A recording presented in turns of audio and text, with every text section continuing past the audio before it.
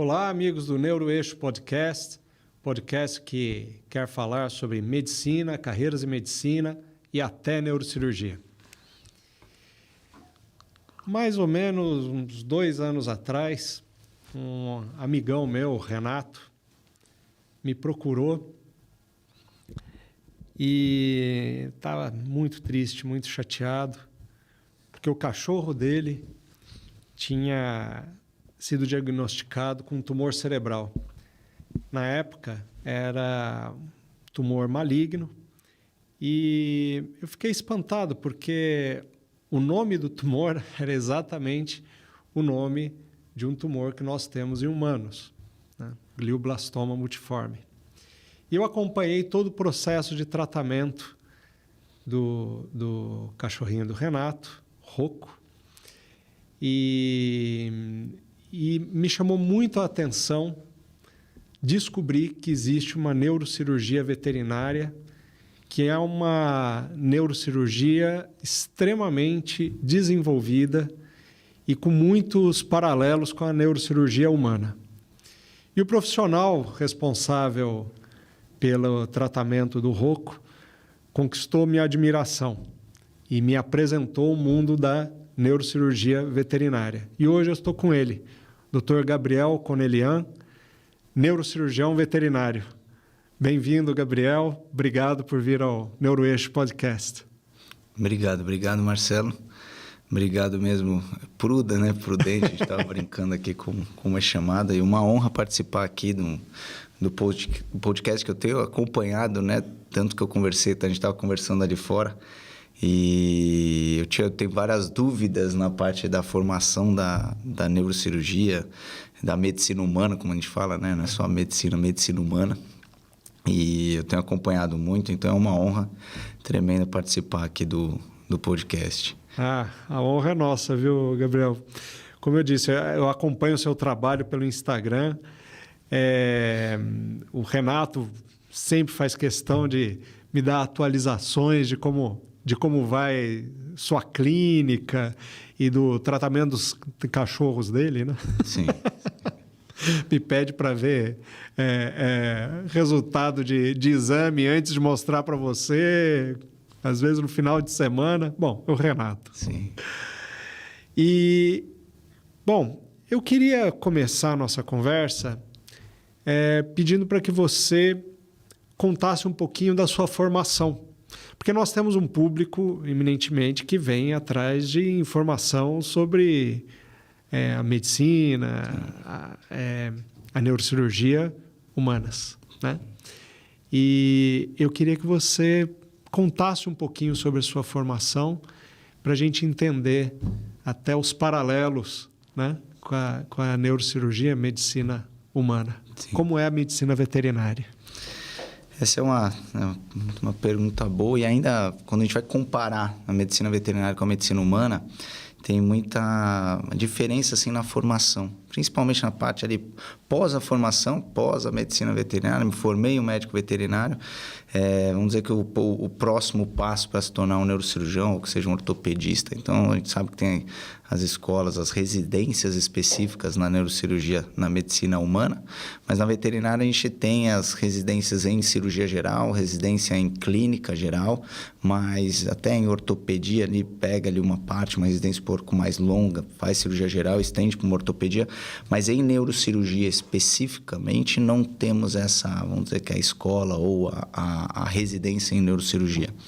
Então fica muito mais dessa parte dessa formação na veterinária, depois em cirurgia geral, que foi o que eu fiz, né? Fiz a medicina veterinária aqui, em Bimorumbi, depois fiz uma parte, né, em Kentucky, me formei lá em pré-veterinário, pre-vet que eles falam, depois voltei aqui para terminar a veterinária e depois a residência em cirurgia geral. E depois a pós-graduação em neurologia clínica, pós-graduação em ortopedia, que ainda tem essa parte que nós fazemos, até então não tão específico na neurocirurgia, então faz a parte da ortopedia. E aí depois fiz aí entrei na parte da medicina humana, que fiz a pós em neuro-oncologia pelo Sírio. Então, eu falei, tenho que aperfeiçoar mais essa área e então dei sequência nesse conhecimento, trazer o máximo para os meus pacientes, né? Os cães e os gatos, da parte da medicina humana que é tão já desenvolvida, né? E você consegue trazer esse conhecimento em neuro-oncologia de humano para animal? Como funciona isso? Sim. Qual que é o paralelo disso? Sim. Até um tempo atrás, eu falo isso porque eu sou filho de veterinário, né? Meu pai e padrinho, eles são veterinários, fundaram a clínica desde 91.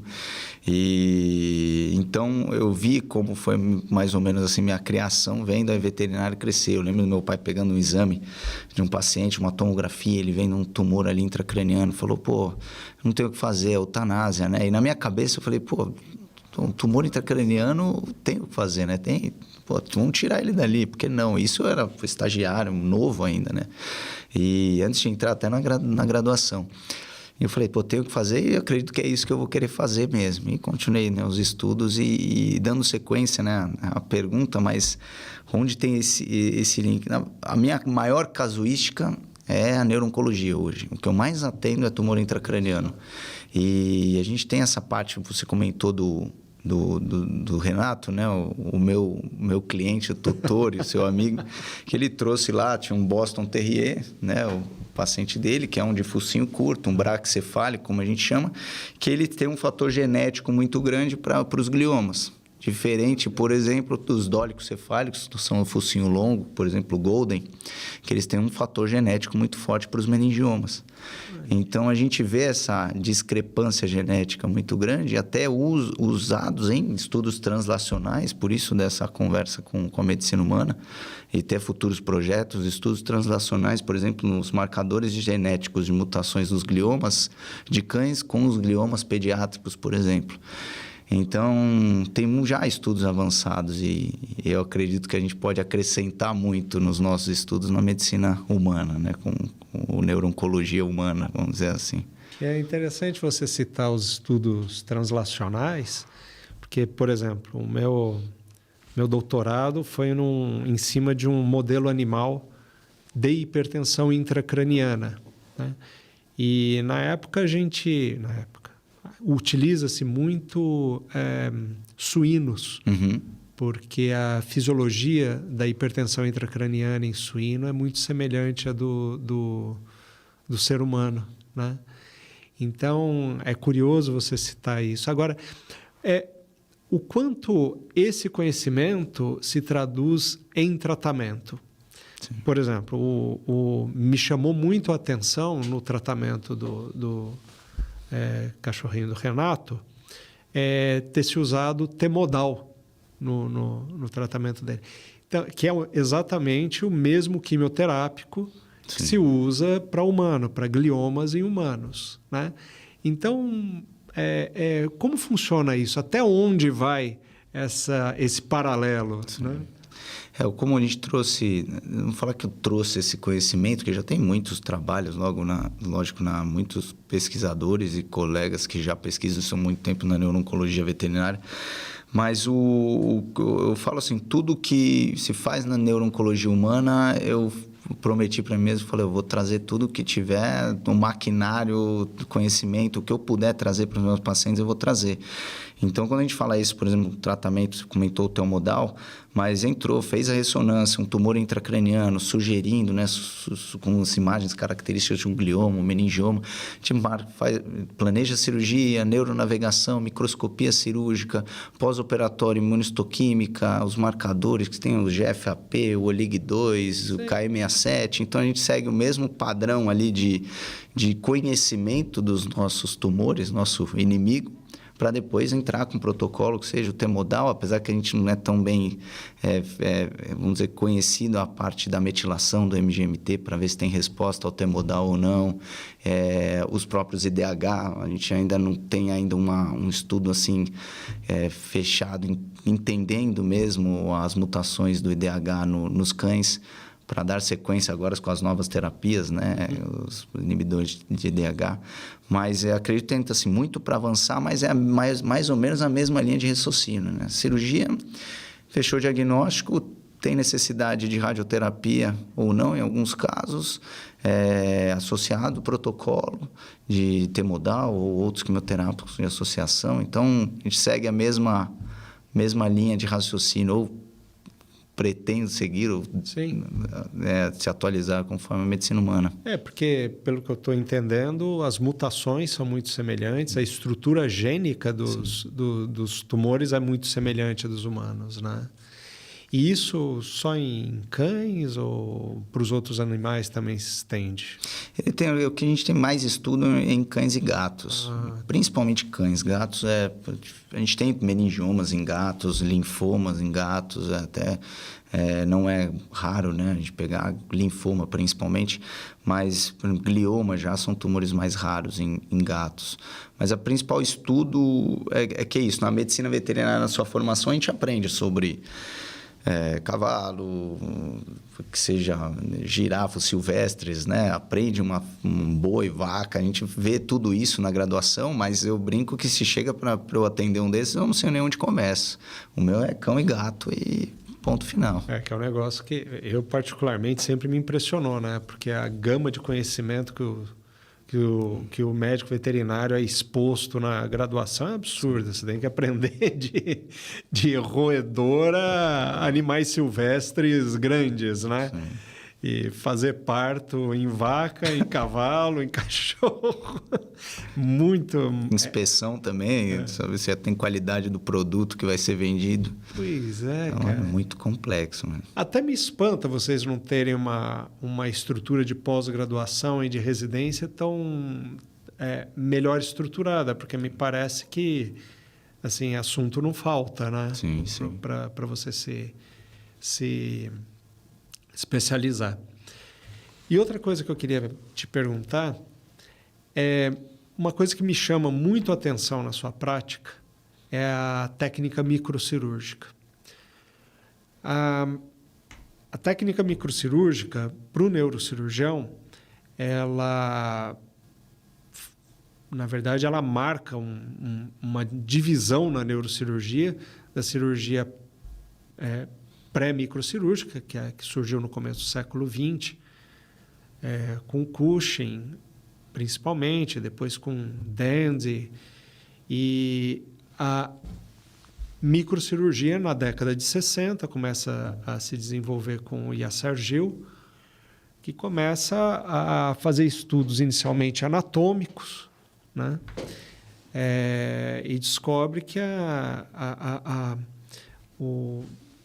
classicamente, o que abriu o horizonte da microcirurgia foram os estudos da anatomia das cisternas, os espaços, né? Para os nossos ouvintes, os espaços entre o tecido cerebral, né? Formado por aquela membraninha aracnoide, por onde correm os grandes vasos, enfim. E todo esse conhecimento se consolidou na década de 70 e 80, e hoje a neurocirurgia ela é eminentemente microcirúrgica, ou seja, utiliza-se microscópio, né, cirúrgico para o procedimento, e instrumentos adaptados para as estruturas num nível muito pequeno. Né? E me chamou muito a atenção que você utiliza uma técnica que é indistinguível, né, da técnica humana. Como que foi sua formação nisso? Como você aprendeu microcirurgia? Isso né, na verdade virou minha paixão, né? Que eu acho que a microscopia, quando você eu falo que eu gosto. Uma das coisas que eu mais gosto na vida é de operar, né, fazer as microneurocirurgias. Para mim é uma paixão tremenda. E quando eu tive o conhecimento da microscopia, foi basicamente num curso de microcirurgia, que um dos colegas nossos, o Gustavo Bispo, ele faz esse treinamento com o pessoal da Humana, dá aula para o pessoal da medicina humana, né? Ele faz ali os treinamentos, e ele trouxe, vamos dizer que eu aprendi ali com ele as técnicas de microcirurgia, e até que eu comecei a treinar, e aí treino igual um louco, né? Pega cadáver, treinamento em uva, treinamento não sei o quê, vê vídeo, como treina, faz, até entender mesmo como funciona as magnificações e tal, e aí aplicar no encéfalo, aplicar na medula. Então, quando a gente fala isso, tem um certo pioneirismo, porque eu não tive ninguém que me chegou e falou assim, você vai usar assim no cérebro, a não ser acompanhando o pessoal da medicina mesmo, ou assim que você vai fazer na medula e fazer dessa forma. Então, foi tudo essa parte do pioneirismo mesmo, porque não tinha ninguém que utilizava, já tinham colegas, já professores meus que faziam neurocirurgia intracraniana, medulares, tumores, neuro-oncologia, mas sem a utilização da microscopia. Então, eu comecei a estudar muito essa parte, me basear muito na medicina, em vocês. Tem colegas aí que eu já enchi muito o saco para acompanhar a cirurgia. Você foi um deles, por sinal. E aí foi aperfeiçoando, e sempre, né, tendo aquela autocrítica. Pô, tá bom, não tá? Tem um sangramento? Tem. Eu podia ter melhorado nesse ponto. Nesse outro, eu acredito que eu fui um pouco mais bruto ou não. Então, vendo as sequelas que poderia causar ou não nos nossos pacientes. É discrepante a diferença do resultado. Isso eu falo para os meus colegas que vão aprender neurocirurgia. Eu falo, a abordagem é diferente, o resultado é diferente, o paciente recupera de uma forma diferente, é muito, muito discrepante mesmo, né?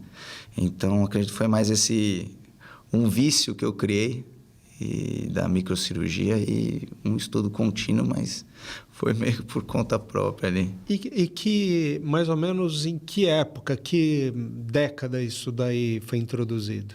O que você fala? Microneurocirurgia. A microneurocirurgia em animais, né? Já tem alguns, né, relatos já mais antigos, mas que a gente viu rotina mesmo sendo criada de 5, nem 10 anos. 10 anos para cá. É mesmo, cara. Que a gente vê assim, utilizando com uma certa rotina aí nas micro. Porque quando a gente vai falar isso, por exemplo, a gente tem os diagnósticos de tumores intracranianos em cães e gatos, eles têm tido, lógico, conforme foi a evolução da neuroimagem. Então, tomografia e ressonância. Então, a gente está falando nesse período ali de 30 anos, assim, que foi, né, mais rotineiro, 20 anos para cá. Então, a microneurocirurgia é tudo muito recente. Porque eu imagino também que todas essas técnicas, né, seja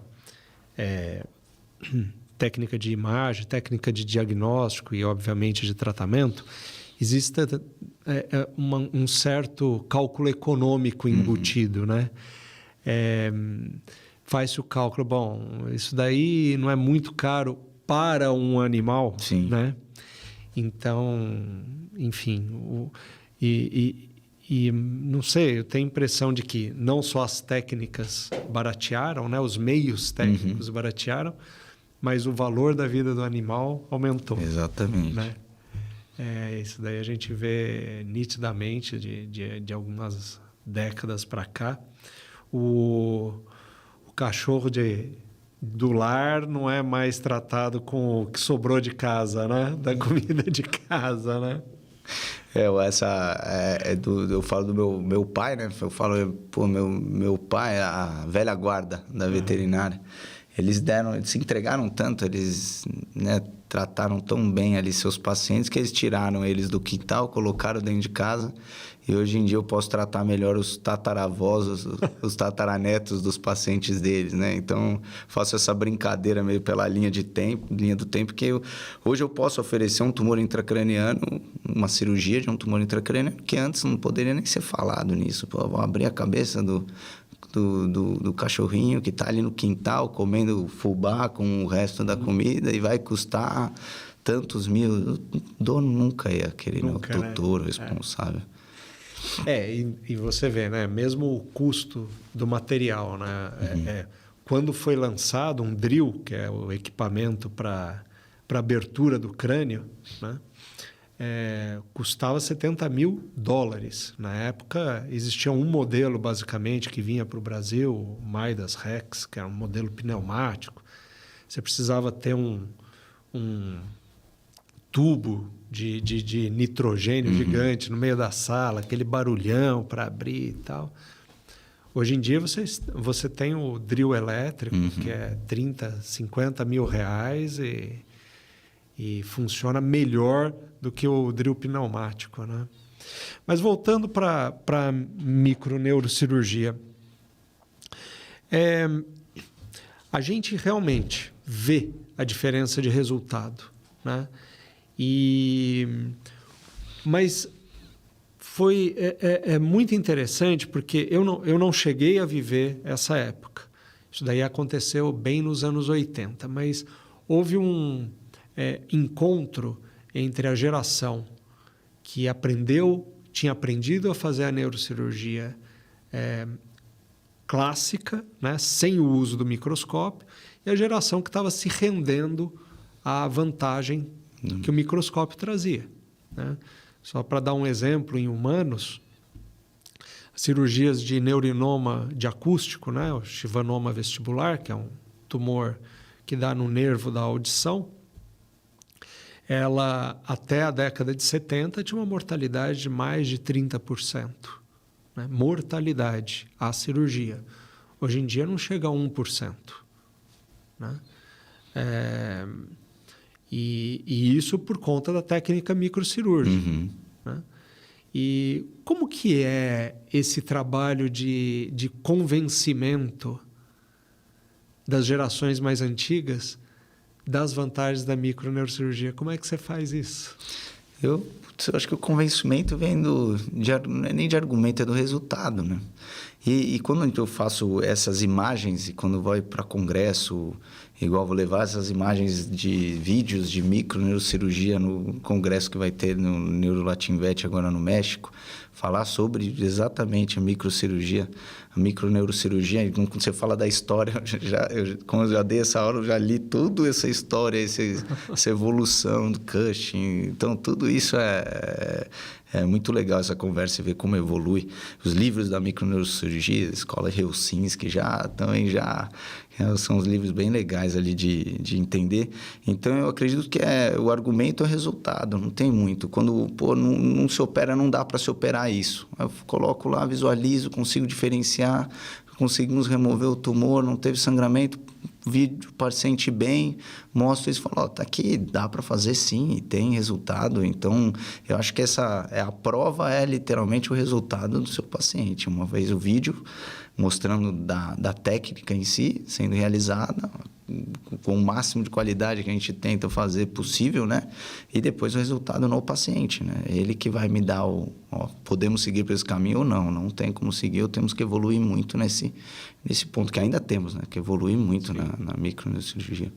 Você grava suas cirurgias todas? Sim. Todas, assim, eu tento gravar todas, mas... para quem grava, sabe como é que é trabalho. Depois você vê todo aquele tempo de cirurgia. Você operam quase 12 horas, algumas mais. A gente tinha uma média de umas 4, 3 horas de cirurgia. E você revê suas cirurgias, né? Os movimentos. Eu fazia isso quando era atleta, né? Então, antes meu vício era jogar futebol. Tanto que eu fui para Kentucky, para bolsa 100% jogando futebol lá. Olha só. E aí via meus vídeos, tudo, para ver o que podia aperfeiçoar. E agora mudou, né? Mudou o vício, agora é ver meus vídeos na cirurgia e vídeos de vários outros neurocirurgiões da Humana. Mas já vi muito vídeo aí. Meu irmão me enchia o saco. Ele falava, agora você só dá um computador na tua frente com um vídeo de neurocirurgia. Eu não aguento mais fechar a tela, tem um negócio sangrando lá, não aguento mais. É engraçado. Você sabe que é interessante que eu fiquei... Eu morei nos Estados Unidos em duas situações, em 2 episódios da minha vida. Eu terminei o colegial lá, eu fiz intercâmbio no último ano de colegial, morei no Arizona, em Phoenix. E eu tinha um amigo, o Scott Bormanis. E o Scott, ele tinha 2 paixões na vida, animais e a vida militar. E ele se formou em veterinária. fez residência em grandes animais e foi ser veterinário do Exército Americano. E foi muito interessante, porque ele serviu ainda no começo da década, meados da década de 90, então ele pegou a Guerra de Kosovo. Né? Kosovo, pegou Iraque, e ele contava que assim, ele ganhou uma Bronze Star, que quando teve a invasão do Iraque, os bombardeios bombardearam o palácio de Saddam Hussein e dos filhos de Saddam Hussein, e um dos filhos de Saddam Hussein tinha um zoológico particular na mansão deles. E os animais ficaram soltos por Bagdá. E a missão dele foi recapturar os animais do zoológico particular do Dai Hussein por Bagdá. E eu ouvindo o Scott falando aquilo, eu falei, cara, mas que coisa incrível, né? Quanta oportunidade tem, né? Como que é o mercado para veterinária no Brasil? O que o médico veterinário pode fazer no Brasil em termos de carreira? Tem, né, inúmeras oportunidades, né? A quantidade, é engraçado isso, que a quantidade de universidades que tem no Brasil, posso estar errado, mas assim, não estou muito, comparado com a quantidade de universidades que tem no mundo. Aqui tem universidade de veterinária, né? Que é cursos de veterinária, de graduação. Tem tantos cursos no Brasil quanto a soma do resto do mundo inteiro. Tanto foi um indiano uma vez um indiano foi fazer um estágio com a gente.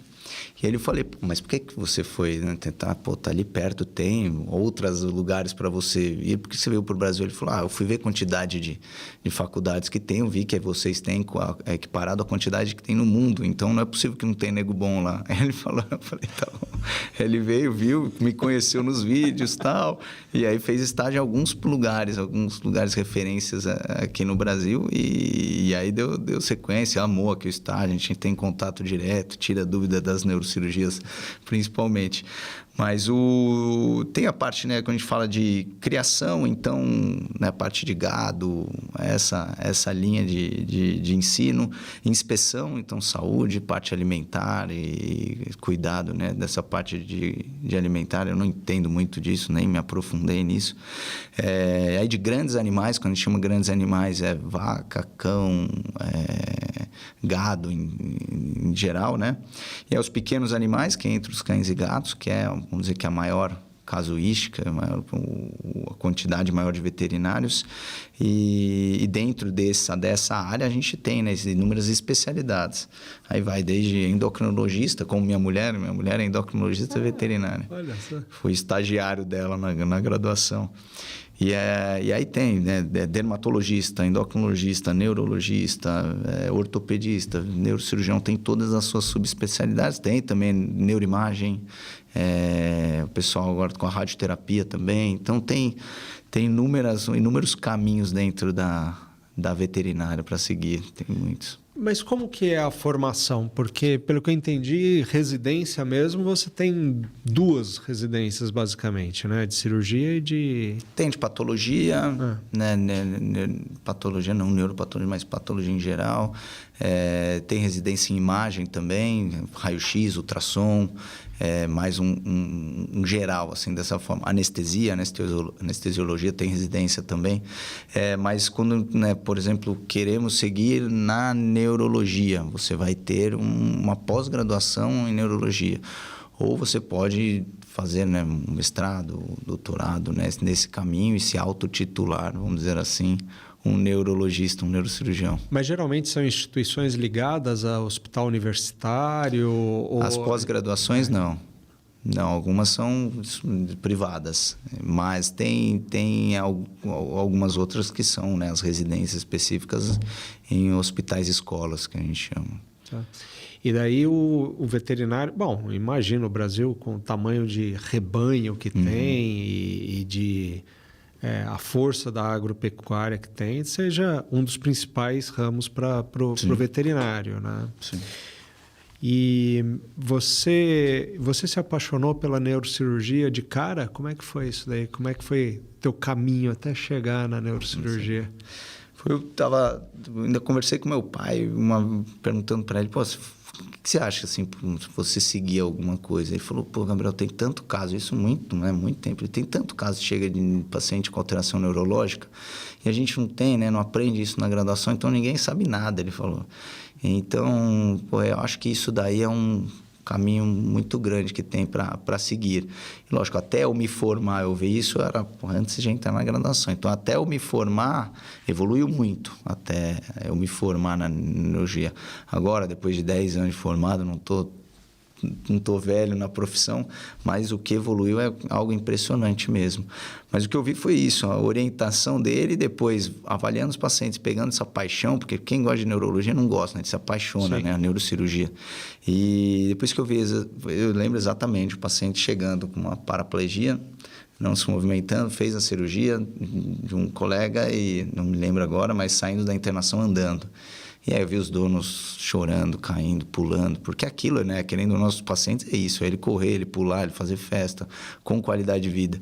Então, quando eu vi aquilo, eu falei, é isso aí que eu quero seguir para a minha vida, vou operar, vou trabalhar com neurocirurgia. E aí entrou a parte das tumores intracranianos, que para mim também foi a nova paixão, é algo que eu me aprofundei muito. E você... Dentro disso tudo, Gabriel, um negócio que me chama muita atenção, você falou, né, do paciente que entrou paraplégico, saiu saltitando, né?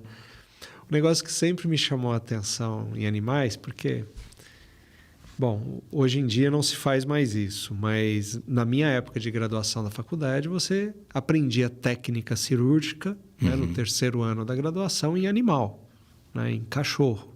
Eram cachorros que vinham da carrocinha, né? E você treinava procedimento cirúrgico e era realmente um negócio cruel. Não tem muito o que falar, mas na época era como se aprendia. Sim. Né? E o negócio que me chamava a atenção, nos modelos animais, quando a gente fazia trabalho e o animal não tinha que ser sacrificado, no final... é como a recuperação deles era diferente, né? Como o animal ele se recuperava rápido, parecia que nem sentia dor no pós, né? Como que é isso? Vocês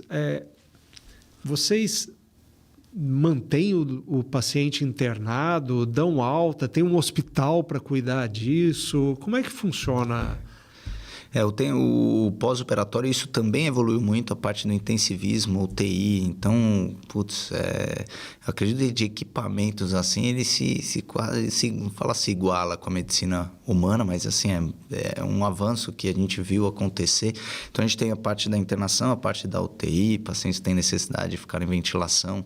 Então, segue por esse caminho, um período, até começar ele voltar a ter o controle, processo inflamatório, controle de pressão intracraniana, tudo. Aí você começa a desmamar aquilo e o paciente começa a recuperar. Então, tem essa parte do pós-operatório do cão e do gato que a gente acredita não muito psicológico, né? Que a gente tem, tô mal aqui. O cão tirou a dor e já quer fazer o que ele não está sequelado, né? Para fazer.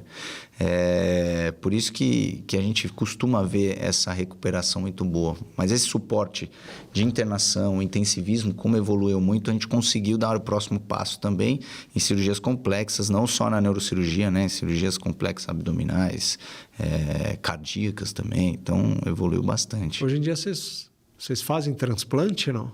Transplante já tem estudos de transplante, casos aí relatados, mas que eu saiba ainda não, pelo menos aqui no Brasil, ainda não tem uma rotina muito considerável, não. E você é um empresário também, né? Sim. Porque vocês montaram a clínica de vocês, que é um espetáculo, né? Obrigado. E como é que foi essa incursão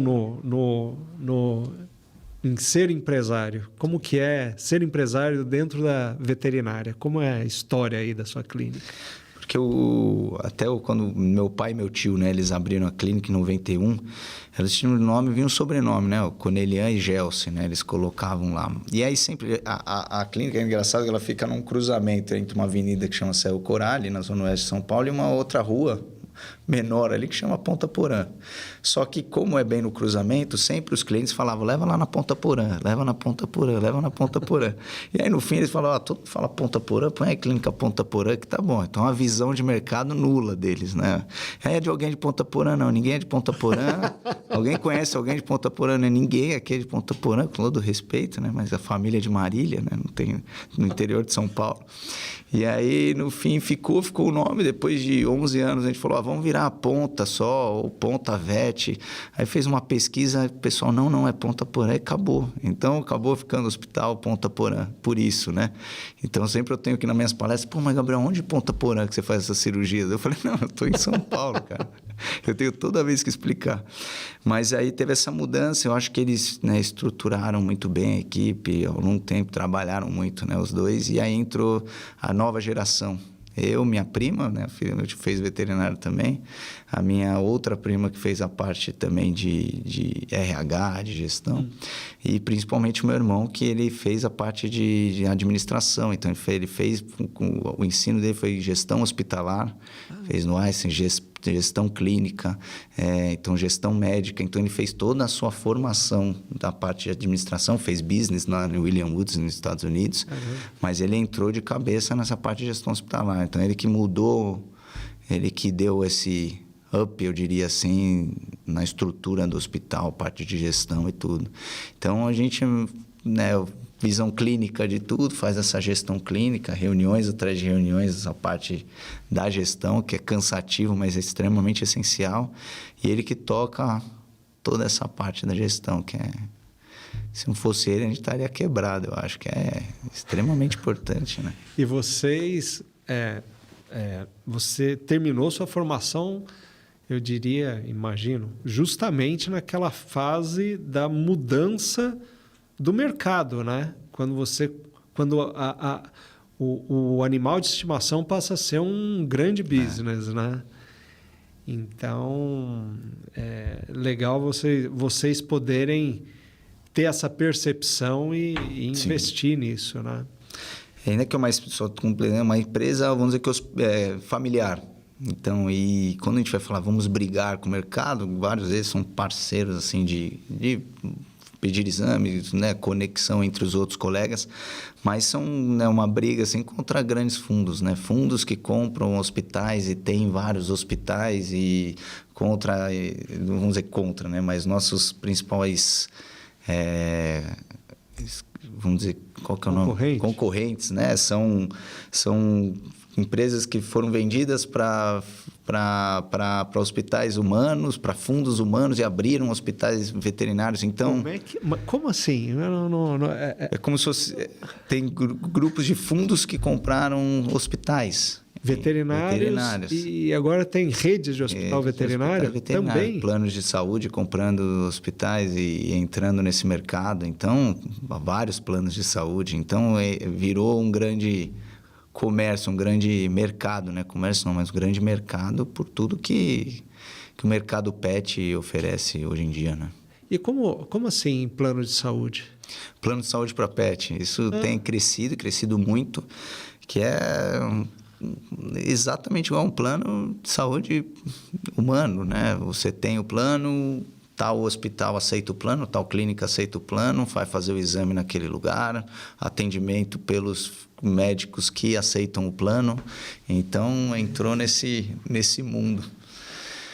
A gente, quando vai discutir isso, eles sempre falam, não é que vocês não aceitam o plano, vocês têm só que entender quando vocês vão aceitar o plano. Chega uma conversa mais forte nesse ponto que a gente só está em adaptação. Eu não tenho meu ponto de vista, né, minha opinião formada quanto a isso, que ainda é muito cedo. Mas o que a gente sempre se baseia é na medicina humana. Então, como é que estão os planos de saúde na medicina humana? Mais ou menos essa nossa linha de raciocínio, né? Porque é tudo essa adaptação para o mercado pet. Mas cresceu bastante essa parte de plano. Que interessante. E hoje em dia você tem redes de hospitais pet?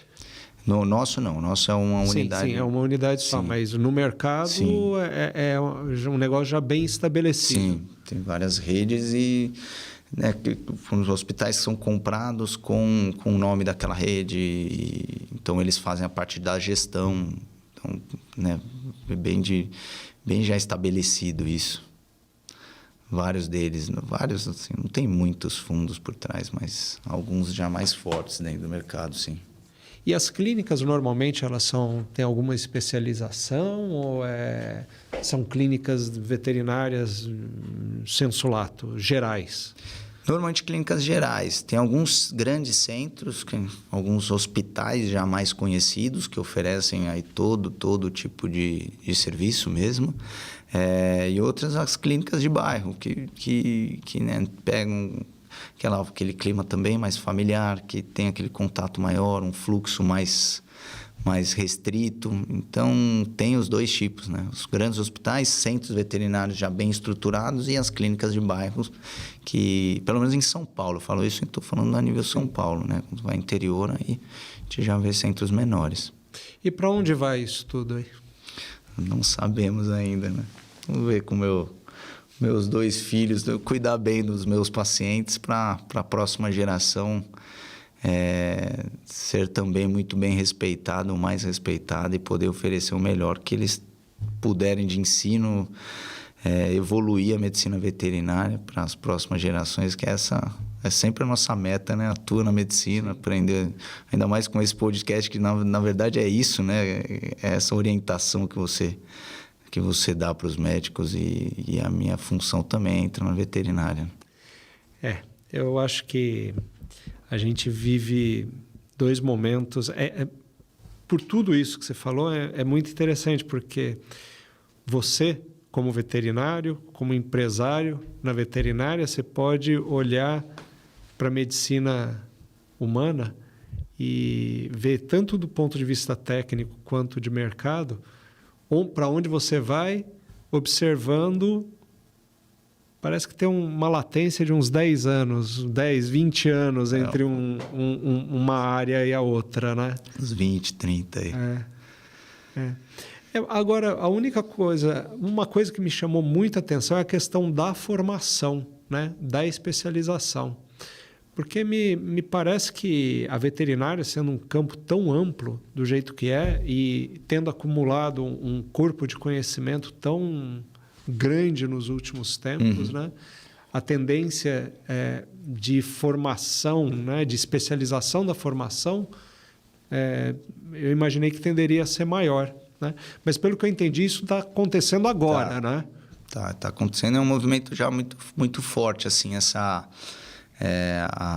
vamos dizer que uma padronização de ensino das especializações. Isso tem evoluído, entra muita parte jurídica, que sempre tem esse bloqueio jurídico, o próximo passo a ser dado de todas as especialidades, elas estão se alinhando para entender qual é a melhor forma. Então, qual a melhor forma de titularmos os próximos neurocirurgiões ou os próximos neurologistas, endocrinologistas, nefro. Então, entra toda essa escola. Alguns já são titulados, já tem colégios oncologia, alguns colégios já estão mais colégios de cirurgiões. Então, tem, mas não é algo muito forte dentro da veterinária. Mas isso eu acredito que em pouco tempo, porque tem sido assim um consenso geral que tem essa necessidade. Então, acredito que em questão de 5 anos, nem isso já vai estar bem estruturado isso. Vocês já têm congressos especializados em neurocirurgia? Já. Né? De neurocirurgia em si, entra neurologia e neurocirurgia. Ainda tem estamos juntos aí, neurologista clínico e neurocirurgião. Aí já vai separar ainda mais do neurocirurgia e a neurologia, né? Então, vai ter só congressos especializados em neurocirurgia mesmo, como eu vou, né? Sim. Eu vou em vários ali o Neurão, acompanho do Snola. Então, sempre estou nesses daí marcando presença para ver o que vocês estão fazendo. Você mencionou que vai para um congresso semana que vem, né? Isso. Da aula, né? O Neurolatinvet. Olha só, da Sociedade Latino-Americana de Neurologia e Neurocirurgia. Veterinária. E logo depois, voltando, vai ter o congresso, né, o simpósio, que chama-se simpósio, mas é um congresso de neurologia e neurocirurgia brasileiro, que vai ser aqui em São Paulo. Então, já volta, já estamos em outro aqui de novo. Então, são congressos muito fortes, né? São grandes colegas que a gente conhece, nomes, publicações, tudo. São congressos que agregam muito e de atualizações e padronizações, e é muito legal mesmo. Bom, queria que você falasse do seu endereço de Instagram, que o seu Instagram é fantástico, você sempre coloca as cirurgias que você documenta lá, as evoluções dos seus pacientes, realmente vale a pena. Qual que é o endereço mesmo? Neuro.Conelian, que é meu sobrenome, né? Conelian. Neuro.Conelian. Olha, eu recomendo, vale muito a pena, muito interessante mesmo. Tem alguns casos de cirurgia, então quem não gosta de ver, né, ali sangue e tudo, aí pode passar, mas para quem é da área e tem interesse, coloca uns videozinhos lá. E volta e meia a gente discute uns casos, né? A gente já discutiu alguns casos em especial de base de crânio, né? Mas eu queria te dizer, Gabriel, olha, muito obrigado. Sua participação aqui enriqueceu muito o podcast. E obrigado mesmo. Eu estava para te convidar já há algum tempo e espero que você tenha curtido aí nossa conversa. Foi muito bom. Obrigado mesmo pelo convite. E quando você mandou a mensagem, eu falei, pô, o cara me chamou pro podcast, eu tenho que participar. Depois eu tenho um pontinho em cima, né? Que depois eu vou pedir para acompanhar uma cirurgia tua e vou ter esse poder de barganha aí para poder aprender com você. Certeza, vai ser um prazer. Obrigado. Muito obrigado, ouvintes, e até a próxima.